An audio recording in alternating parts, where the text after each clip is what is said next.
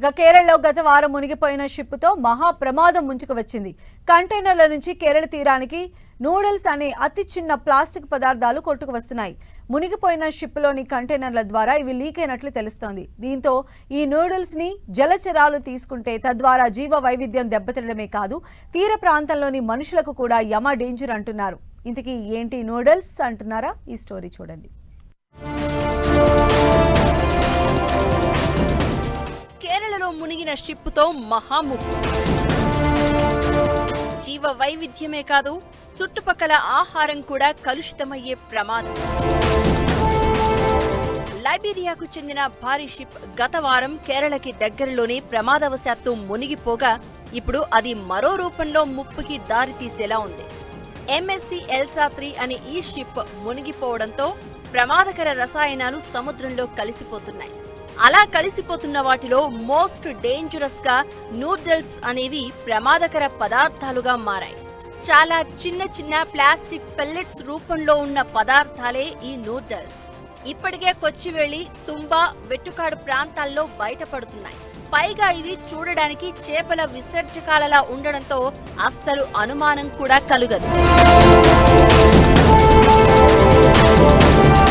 ఈ నూడిల్స్ తిరువనంతపురం తీరంలో కొన్ని కంటైనర్లు క్రాష్ అవడంతో బయటపడినట్లుగా అనుమానిస్తున్నారు. ఈ నూడిల్స్ ఎలా ప్రమాదకరం అంటే వీటినే సముద్రంలో జలచరాలు మింగడం, ఆ తర్వాత అవి వాటి శరీరాల్లో కలిసిపోవడం జరుగుతుంది. అలాంటి చేపలు, రొయ్యలను ఆహారంగా తీసుకుంటే ఈ ప్రమాదకర ప్లాస్టిక్ పెల్లెట్స్ మనుషుల శరీరాల్లోకి చేరుతాయి. తద్వారా శరీర భాగాలు, అవయవాలు దెబ్బతింటాయి. 1 నుంచి 5 మిల్లీమీటర్ల సైజులో ఉండే ఈ ప్లాస్టిక్ పెల్లెట్స్ ని బాగా మెల్ట్ చేసి ప్లాస్టిక్ బాటిల్స్, వాటర్ బాటిల్స్ గా తయారు చేస్తూ ఉంటారు. మనకి సాధారణంగా కనిపించే ప్లాస్టిక్ ఉత్పత్తులు కనీసం 1000 నుంచి 10,000 సంవత్సరాల వరకు నాశనం కావు. అంత కఠినమైన ఈ నూడిల్స్ శరీర భాగాల్లోకి చేరడం చాలా సులభం. కానీ వాటిని వడపోయడం మాత్రం చాలా చాలా కష్టం. కేరళ తీరంలో కొట్టుకొచ్చిన నూడిల్స్ లో density polyethylene, high density polyethylene రకపువి. ఈ రెండూ కూడా ప్లాస్టిక్ ఉత్పత్తుల తయారీకి వాడేవి. అందుకే ఈ సూక్ష్మ ప్లాస్టిక్ పదార్థాలు పరిశోధకులు, శాస్త్రవేత్తలను బెంబేరెత్తిస్తున్నాయి. ప్రపంచవ్యాప్తంగా ప్రతి ఏటా 2,30,000 టన్నుల నూడిల్స్ సముద్రంలో కలుస్తూ ఉంటాయని అంచనా. వాటికి ఉన్న తేలిక బరువు ద్వారా 1000 కిలోమీటర్లు గాల్లో ప్రయాణిస్తాయి. సముద్రపు పక్షులు, చేపలు సహా ఇతర సముద్ర జీవులన్నీ వీటిని ఆహారం అనుకుని తీసుకుంటాయి. ఇప్పుడు లైబీరియా నుంచి కేరళ సముద్ర తీరానికి వచ్చి మునిగిన MSC ఎల్సా 3 షిప్ లో 640 కంటైనర్లు ఉన్నాయి.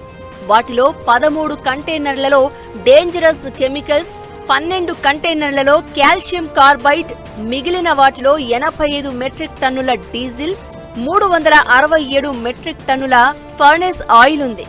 ఇప్పుడివి సముద్రంలో కలిసిపోతున్నాయి. దీంతో అధికారులు కొచ్చి తీరంలో హై అలర్ట్ ప్రకటించారు. కంటైనర్ల నుంచి బయటకు వచ్చిన ఇంధనం తీరం వైపుకు వస్తే తాకొద్దని ప్రజలను కేరళ విపత్తు నిర్వహణ సంస్థ హెచ్చరించింది. అంతేకాదు సముద్ర జలాల్లో ఇంధనం లీకేజ్, దాని పరిధిని లెక్కించడానికి స్పెషల్ ఫ్లైట్ ని రప్పించారు. సాక్ష్యం అనే ఓడని కూడా సముద్రంలోని జీవ వైవిధ్యం దెబ్బతినకుండా ఉండేందుకే వినియోగిస్తున్నారు.